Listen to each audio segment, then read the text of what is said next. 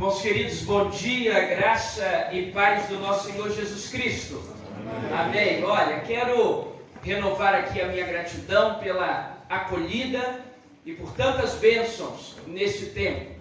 Esta é a quarta e última ministração por ocasião dessa Assembleia e sigamos juntos em Cristo. Abra sua Bíblia, por favor, em Mateus capítulo 16. Nós leremos do verso 13 ao verso 19. Dentro dessa temática de juntos em Cristo, nós passamos pela unidade resgatada na família de uma viúva. Em seguida, nós vimos uma ocasião em que muitos discípulos abandonaram o Senhor Jesus Cristo, desformatando a unidade. E agora nós vamos chegar onde tudo começou, em Mateus 16, de 13 a 19.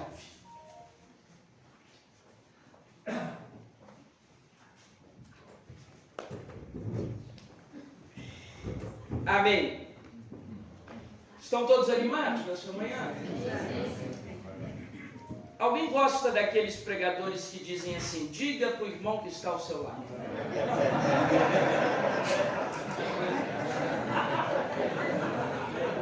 Quem não gosta disso, como eu, levanta uma de suas mãos. E como protesto, diga para o irmão que está do seu lado. Bom dia, como protesto. Como protesto. Diga, bom dia. Vamos protestar nessa manhã de protesto.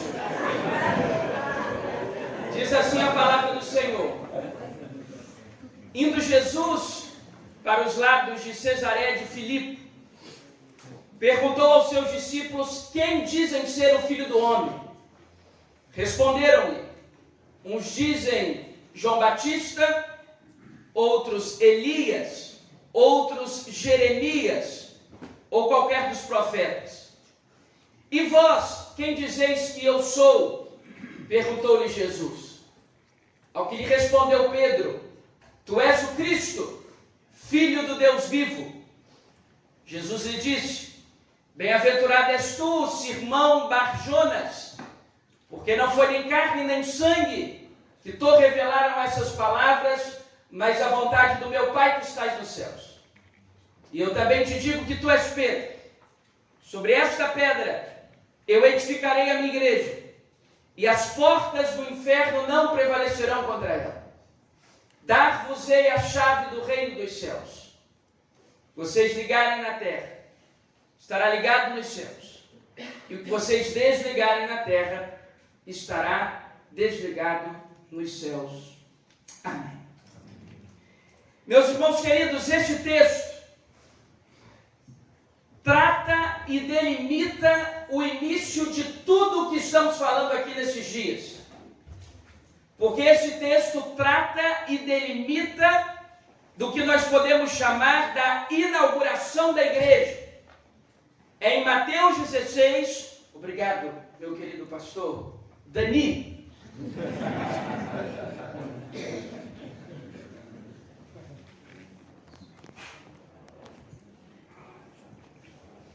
Alguns irmãos elogiaram a minha gravata.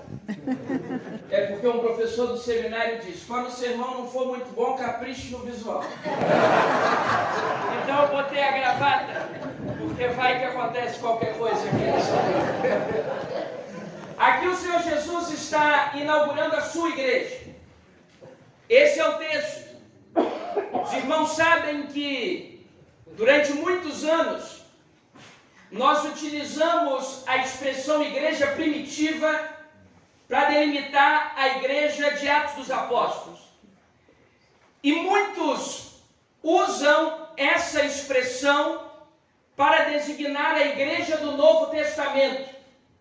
E você já deve ter ouvido várias vezes que nós precisamos voltar a ser a igreja do Novo Testamento. Sob o ponto de vista retórico, essa é uma afirmação muito convincente. Precisamos voltar a ser a igreja do Novo Testamento. Sob o ponto de vista teológico, ela carece de algumas correções. Primeiro, porque nós não precisamos voltar a ser aquilo que já somos. Nós somos a igreja da Nova Aliança. Segundo, quando nós afirmamos precisamos voltar a ser a igreja do Novo Testamento, a pergunta é: qual delas? A de Corinto, que mulheres não podiam falar, ou a de Roma, onde Febe era uma líder importante e estratégica? Qual delas? As que tinham presbíteros ou as que tinham diáconos? As que tinham pastores ou as que tinham bispos? Qual delas? Isso porque, terceiro, nós precisamos entender que o Senhor Jesus não estabeleceu sobre si uma institucionalização. Ele estabeleceu sobre si um padrão de igreja. O que é a igreja de Jesus? O que se aproxima desse padrão? O que não é a igreja de Jesus? O que se distancia desse padrão? Que padrão? O padrão que ele estabeleceu sobre si mesmo.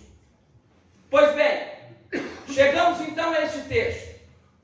E diz o versículo que indo Jesus para os lados de Cesareia de Filipe, verso 13, ele pergunta o que o povo diz sobre ele. Por que nós podemos traduzir essa pergunta como o que o povo diz sobre mim? Porque ele usa uma expressão messiânica, o Filho do Homem, uma expressão que aparece mais de 70 vezes no livro do profeta Ezequiel, uma expressão que aparece cerca de 80 vezes no Novo Testamento, a expressão Filho do Homem, uma expressão messiânica, a expressão que designava aquele que era o prometido, aquele que era o esperado. Então, quando o Senhor Jesus pergunta quem dizem ser o Filho do Homem, ele está perguntando: quem estão dizendo que eu sou? Faz sentido? Como ele é o Filho do Homem, e como nós temos a plena convicção de que ele é o Filho do Homem, quando ele pergunta quem dizem ser o Filho do Homem, ele está perguntando quem dizem que eu sou. Porque ele é o Filho do Homem. Ele é o prometido. Ele é o esperado. Ele é o segundo Adão e o último. Pois bem, essa é a única vez na Escritura Sagrada que vocês verão o Senhor Jesus Cristo preocupado com a opinião alheia. Esse texto precisa ser saboreado, porque em nenhum outro registro da Escritura Sagrada nós vamos ver Jesus preocupado com o que dizem sobre ele. Ele está diante do Sinédrio calado. Ele está diante de Pilatos calado. Ele está diante de Herodes, meia dúzia de palavras, praticamente calado. É a única vez. Isso precisa nos chamar a atenção. Por que Jesus está preocupado com o que dizem sobre ele? É mais ou menos como se fosse uma pesquisa eleitoral. Quem estão dizendo que será o presidente? Uns dizem fulano, uns dizem ciclano, uns dizem beltrano. E aquele finalzinho do verso 14, qual seja outros profetas, seria aquela margem de erro, sabe? Aqueles que não obtiveram 1% nas pesquisas, são aqueles finais. E eu quero chamar a sua atenção para as 3 respostas que são dadas. E cada uma dessas 3 respostas que são dadas apontam para uma característica de Jesus e, por conseguinte, para uma característica da igreja que ele está fundando. Em primeiro lugar, estão dizendo Jesus que o Senhor, isto é, o Filho do Homem, o Messias, o Cristo, estão dizendo que o Senhor é João Batista. Em primeiro lugar nas pesquisas. E por que estão dizendo isso? Eu quero classificar nessa manhã João Batista com uma expressão, e a expressão é seriedade. Estão dizendo que o Senhor é João Batista porque o Senhor é um homem muito sério. O Senhor não facilita o seu discurso diante das circunstâncias. senhor fica peregrinando pelo deserto, estão dizendo até que o senhor come gafanhoto. O senhor é um homem sério. E como igreja querida, nós precisamos resgatar a nossa seriedade. A constância do nosso discurso a independer do tempo, da circunstância e do ambiente. Estão dizendo que o filho do homem é João Batista, um homem sério. Um homem que, ainda que isso lhe custe a cabeça, não negligencia o seu discurso e a sua pregação só porque está diante de um rei. Quando Herodes quer possuir a esposa de Filipe, Herodias, isso não lhe era possível, isso não lhe era honesto, isso não lhe era íntegro. João Batista aponta o dedo na cara desse homem e diz o seu erro. E ali não importa se é um membro da realeza, porque diante das profecias dos céus, até os membros da realeza devem se curvar. Seriedade. E Jesus é um homem sério. Um dos textos que mais me impressionam da relação de Jesus com a sua família é certa feita Jesus falando a uma grande multidão e a sua família está fora da multidão. Os discípulos se aproximam e dizem: Senhor, seu pai e os seus irmãos, sua mãe estão ali. Como quem diz, deixa trazer mais para perto. E Jesus responde: o meu pai e os meus irmãos são todos aqueles que fazem a vontade do meu pai. Traduzindo, se eles quisessem ficar pertinho de mim para me ouvir, acordassem mais cedo. Não vão furar fila aqui. Essa multidão chegou primeiro. Jesus é seu pai, são seus irmãos. Sim, acordassem mais cedo. A seriedade e a integridade do nosso Salvador é inquestionável. Estão dizendo que o Filho do Homem é João Batista, um nazireu perpétuo, alguém de extrema seriedade e compromisso. Segundo, estão dizendo que o Filho do Homem é Elias. E assim como João Batista é para nós sinônimo de seriedade, Elias é para nós sinônimo de poder. Na reunião com os pastores e esposas, no primeiro dia nós falamos sobre Elias. Ele que no primeiro livro dos Reis, capítulo 17, de 1 a 7, foi alimentado por corvos. No primeiro livro dos Reis, capítulo 17, de 8 a 24, é alimentado por uma viúva, multiplica a comida da viúva, ressuscita o filho da viúva. Ele que no capítulo 18 faz fogo descer do céu, passa o fio da espada, os profetas de Baal, faz chuva descer. Ele que no capítulo 19 caminha 40 dias e 40 noites, segundo o verso 8, até Horebe, o monte de Deus. Esse homem tem poder. Estão dizendo por aí que o Filho do Homem é Elias, porque o Filho do Homem é a representação de poder e autoridade. Jesus tem poder. Jesus tem poder sobre os demônios. Jesus tem poder sobre as doenças. Jesus tem poder sobre as circunstâncias. Jesus tem poder sobre as tempestades. Jesus tem poder sobre o céu. Jesus tem poder sobre a terra. E Jesus tem poder sobre o inferno. Poder. Estão dizendo por aí que o Filho do Homem é Elias, um substrato de poder. Terceiro lugar nas pesquisas, estão dizendo por aí que o Filho do Homem é Jeremias. E assim como João Batista classificamos na teologia bíblica pela sua seriedade, Elias pelo seu poder, Jeremias classificamos pela sua sensibilidade. Não à toa conhecido como o profeta chorão. Um homem sensível. Estão dizendo que Jesus é Jeremias. Estão dizendo que o Filho do Homem é Jeremias. João 11:35, Jesus está chorando pela morte de Lázaro. No Monte das Oliveiras, observando Jerusalém, ele está lá em lágrimas dizendo: Jerusalém, Jerusalém, que mata os profetas que lhe foram enviados. Como eu queria juntar vocês, como uma galinha junta os seus pintinhos, mas vocês não me dão ouvido. Um homem sensível, um homem que, segundo a esmagadora maioria dos milagres registrados, antes de efetuar o milagre, ele viu.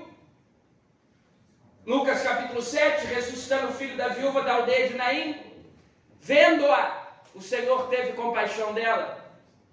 Com a mulher encurvada, vendo-a, chamou-a para o meio. Essa capacidade de ver.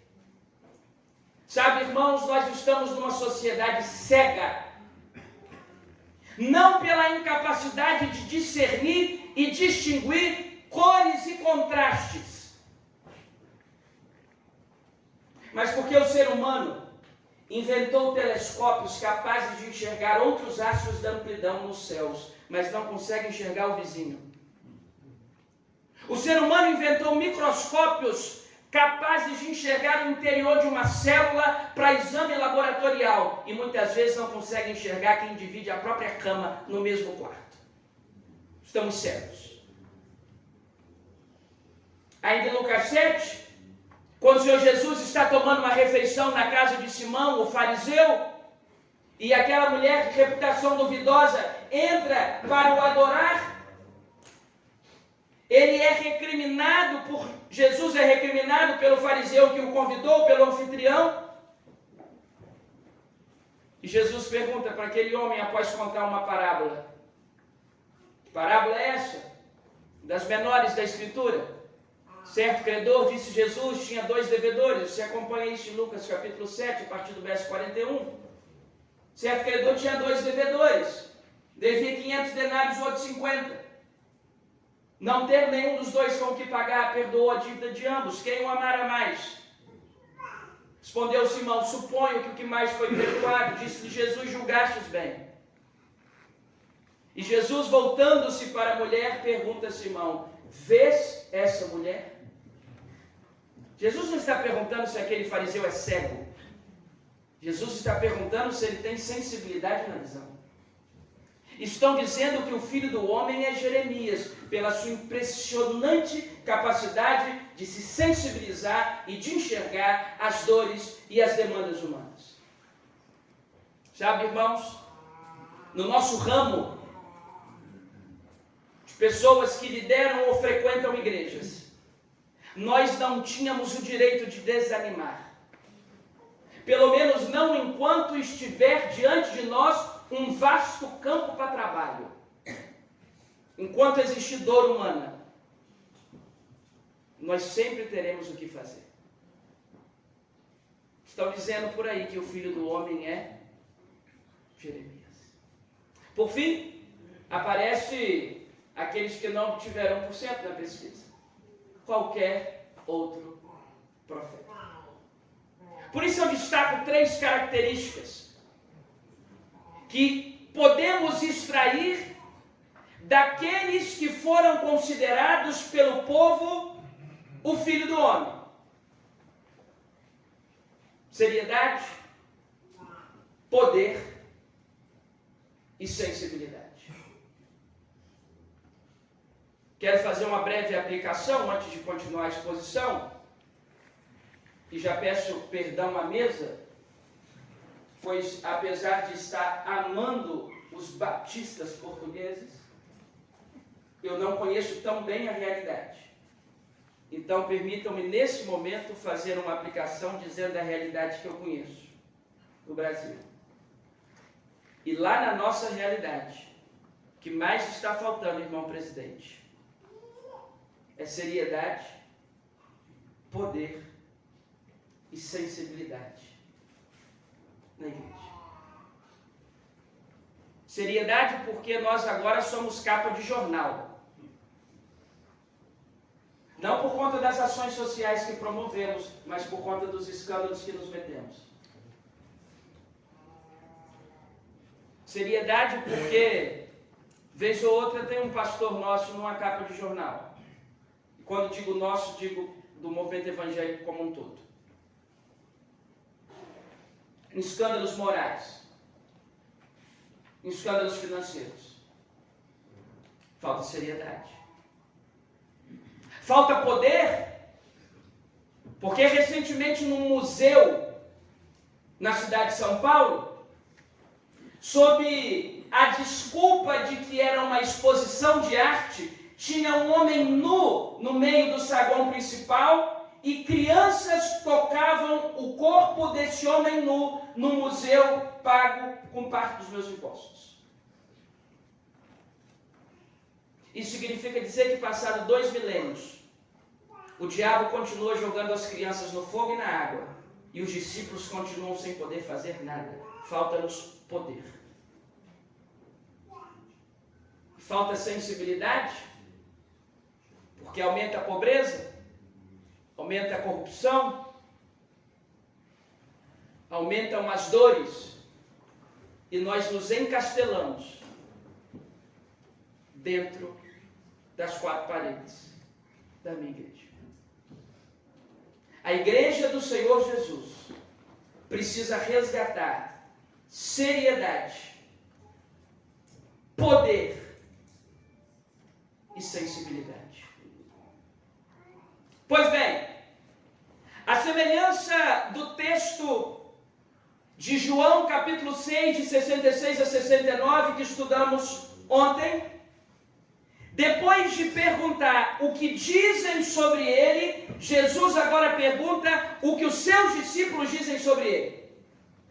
Podemos fazer aqui um paralelo, porque no texto de ontem, à vista dessas coisas, muitos dos seus discípulos o abandonaram e não mais o seguiam. Então Jesus disse aos 12, quem de vós quereis retirar-vos também? Nesse texto, após realizar uma pesquisa do que dizem sobre ele como um todo, agora Jesus se volta para os 12. O que vocês dizem sobre mim? Uma coisa é o que o mundo diz sobre Jesus, outra coisa é o que a igreja diz sobre Jesus. O que o mundo diz sobre Jesus? Que foi um sábio. Um sábio. Um homem que disse coisas coerentes. Para alguns, um hippie. Para outros, um homem importante. Para outros, uma lenda. Mas agora Jesus se volta aos 12 e pergunta: e vocês? O que dizem sobre mim? E Pedro, assim como tomou a vanguarda em João 6, de 66 a 69, toma a vanguarda em Mateus 16, de 13 a 19. E ele diz: tu és o Cristo, Filho do Deus. Esse é Jesus para nós. Jesus para nós não é uma ideia. Jesus para nós não é simplesmente um personagem. Jesus para nós não é uma alegoria. Jesus para nós não é um instrumento apenas de contar história. Jesus para nós é Deus. O Cristo, Filho do Deus vivo. Aquele que tem todos os mares na palma das suas mãos e a tempestade obedece à sua voz. Esse é Jesus. Nosso dono. O nosso Senhor. Depois de ouvir isso, o texto prossegue e Jesus responde à afirmação de Pedro, dizendo: você é bem-aventurado, você é feliz. Feliz porque quem te revelou essas coisas não foi carne ou sangue, foi a vontade do meu Pai que está nos céus. E quem revela a direção da igreja não é carne ou sangue, é a vontade do Pai que está nos céus. Porque carne e sangue são enganosos. Aliás, eu quero parabenizar a nossa direção e a nossa mesa, porque esta foi uma assembleia, e eu vou em assembleia tem um tempinho, tem um monte de assembleia lá no meu país, tudo é assembleia. E essa assembleia foi absolutamente pacífica e ordeira. Louvado seja o nome do Senhor. Prova da seriedade dos irmãos. Louvado seja Deus. Porque carne e sangue são enganosos.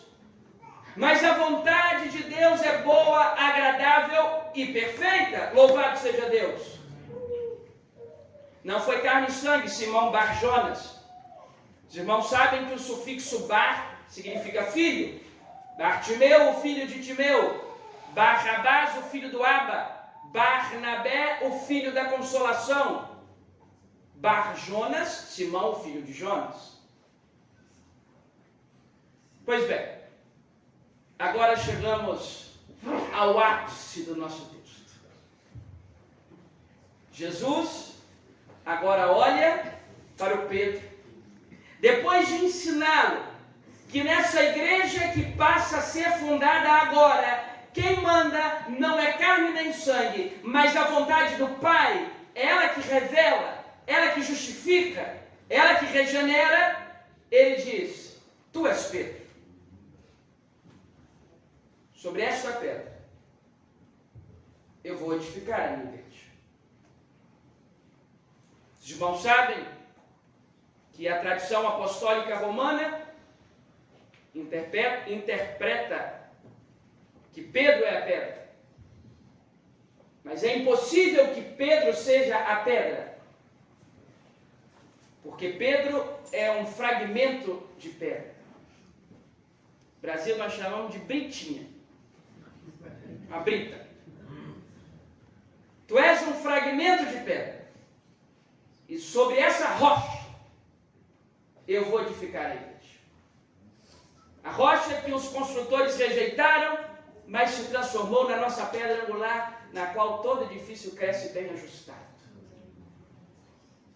Tu és Pedro, e sobre esta pedra eu vou edificar a minha igreja, sobre mim mesmo. E eu te digo que as portas do inferno não prevalecerão contra ela. Permitam-me aqui um novo tópico, porque esse é um dos textos mais mal interpretados na tradição bíblica. Porque é mais ou menos como se a igreja fosse uma refém do inferno, como se a igreja fosse uma coitadinha fugindo do inferno, mas graças a Deus o inferno não vai nos derrubar. Não é isso que o texto diz, apesar de que o inferno não vai nos derrubar mesmo. Porque porta não é um instrumento de ataque. Já viu alguém atacar com porta? Ah, pastor, o senhor não conhece o pessoal lá de casa. Via de regra, você não ataca com porta. Porta é um instrumento de defesa.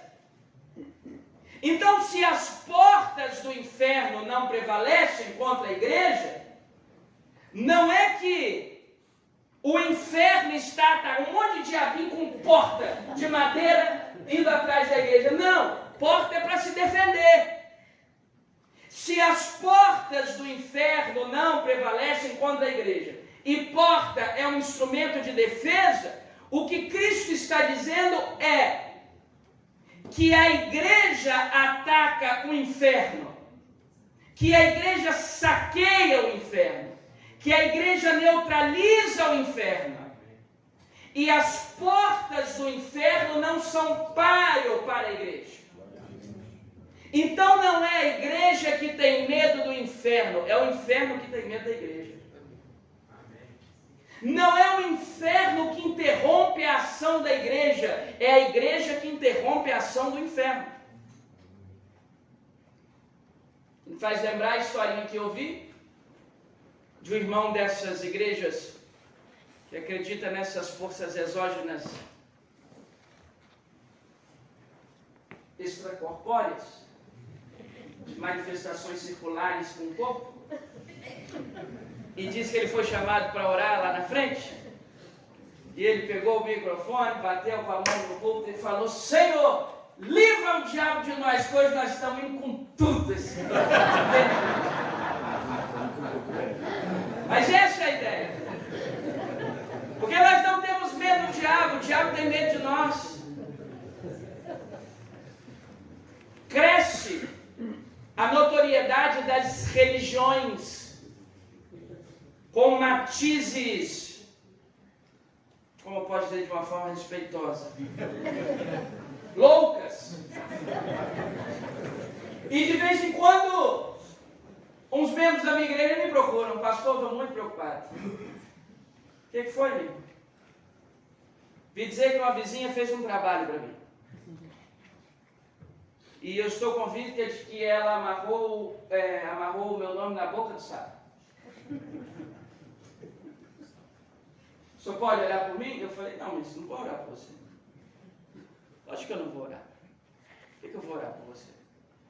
O senhor não se preocupa? Eu me preocupo, tá aqui, o sapo morreu à toa. Porque onde tem o sangue de Jesus, o diabo não toca. O Espírito Santo de Deus foi derramado sobre toda a carne, inclusive sobre a nossa. Não tem isso, meus irmãos. Eu me lembro que eu era adolescente lá na igreja, há muitos, né? E eu não era o pastor da igreja, obviamente, eu estava descendo as escadas do edifício de educação religiosa da nossa igreja, e estava subindo uma irmã, e ela parou e me disse, Abdala, eu tive um sonho contigo. Eu falei, pronto. Depois, diga. E você se prepara, porque nesse sonho, eu tinha, sei lá, uns 14 anos, Deus me mostrou muitas tragédias vindo sobre a sua vida. O negócio está ruim para o seu lado. Eu falei, minha senhora, eu não acredito nisso. Eu não acredito na senhora. Eu sou muito novinho, mas olha para mim, eu já aprendi que a minha vida foi lavada pelo sangue do Cordeiro. O diabo não vai tocar em mim não, minha senhora. Só ela vai com esse sonho para lá. E não me procure. Adolescente petulante. Acabou a história. Aí, anos depois, eu me tornei o pastor da mesma igreja. Que é a minha igreja, fui sempre de lá. E sou. E eu estou descendo a mesma escada, a mulher está subindo a mesma escada. E ela diz assim para mim, pastor, anos depois, eu tive um sonho com o senhor. Já ouviram a expressão déjà vu? O que eu tive aí? Só tem um problema, pastor Rui. Agora eu sou pastor, pastor não tem direito de dar surto. Aquela mulher ajuda a pagar o meu salário. Eu não posso surtar. Eu falei, pois não, minha irmã, fala que o teu servo ouve. Ela falou, pastor, nesse sonho Deus me mostrava que está para acontecer coisas maravilhosas com o senhor e que ele está para te dar um presente grande. Eu falei, minha senhora, eu acredito piamente. A senhora é uma mulher de Deus.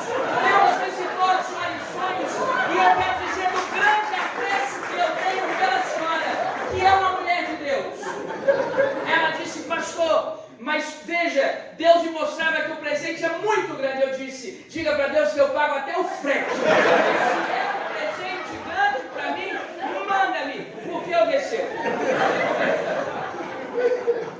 Porque, meus irmãos, é o seguinte, não existe espaço nesse mundo para uma igreja acovardada e apequenada. Nós fomos lavados pelo sangue de Jesus. Eu contei essa história lá na igreja, eles já entenderam que esse negócio de revelação e sonho, eu até acredito, mas de forma seletiva. Se é ruim, eu desprezo. Se é bom, eu acredito. Se é ruim, eu não acredito. Pastor, tive um sonho contigo, está vindo um perigo aí, tá bom. Pastor, tive um sonho aí, está para acontecer coisas maravilhosas. Esse é o meu Deus. Coisas que olho nenhum viu, que ouvido nenhum ouviu, que mente humana jamais imaginou, é o que Deus tem preparado para aqueles que o amam. Então é levantar e ir na força e na autoridade do Espírito Santo. Ah, está difícil, está mais difícil do que morrer numa cruz agonizando? Não está, então vamos embora. As portas do inferno não prevalecem sobre nós. Discípulo de Jesus não tem medo de passar debaixo da escada, não tem medo de chinelo virado. Discípulo de Jesus não tem medo de macumba. Discípulo de Jesus não tem medo das hostes das trevas. Discípulo de Jesus não tem medo de assombração. Quando a assombração vê um discípulo de Jesus, a assombração pensa que a gente é assombração, porque ela cai. É assim que funciona. Nós somos discípulos de Jesus. E as portas do inferno não prevalecem contra nós. Deixa eu dizer uma coisa aqui humildemente. Para a nossa querida e abençoada, eu tenho amados irmãos, Igreja Portuguesa, as portas do inferno não prevalecem com vocês. Vamos avançar. Concluo. Último verso que lemos. Diz assim.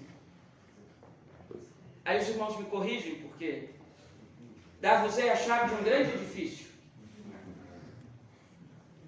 Dar-vos-ei a chave de um templo enorme. Não é isso não? Dar-vos-ei a chave de um cofre de banco. Dar-vos-ei a chave de um prédio de 10 andares.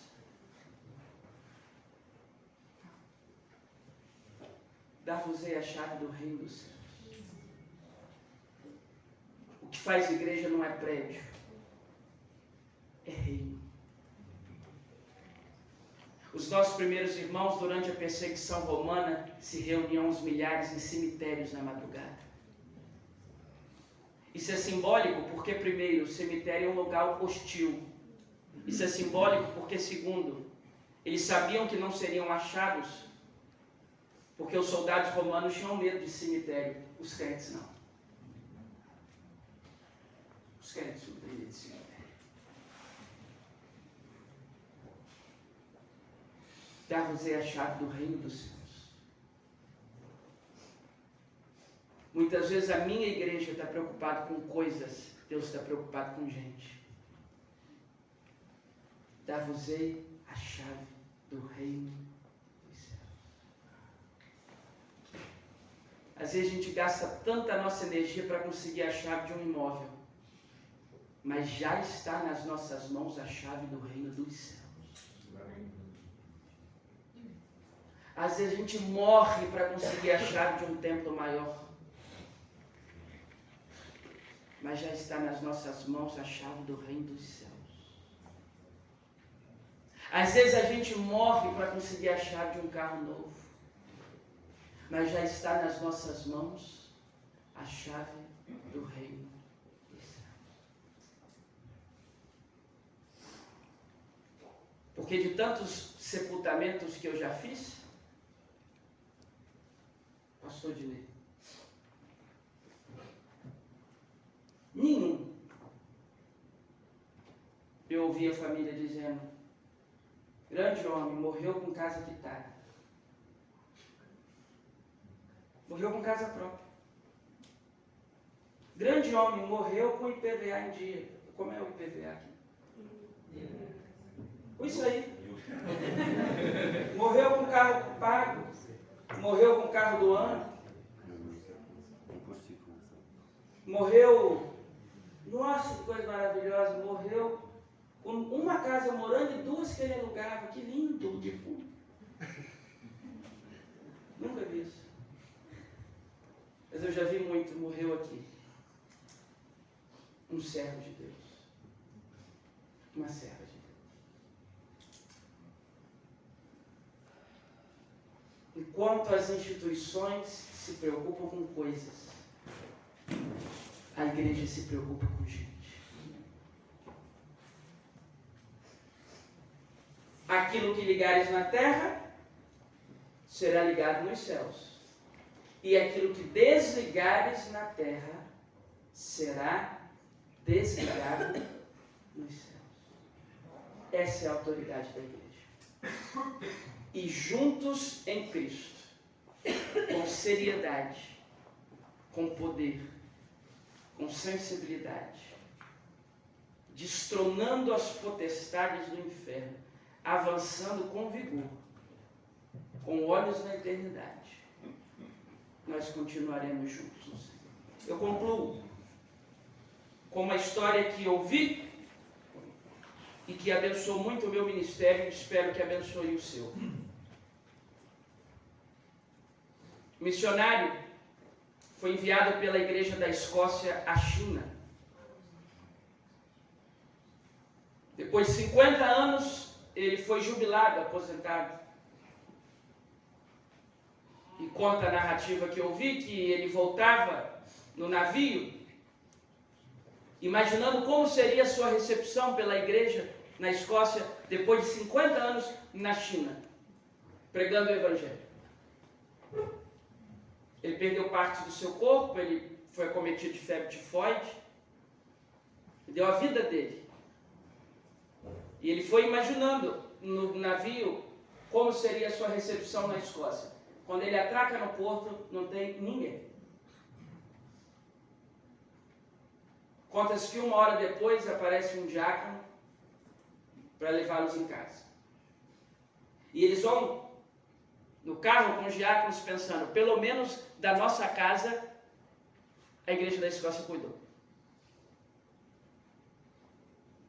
Eles vão imaginando como estaria a casa depois de 50 anos.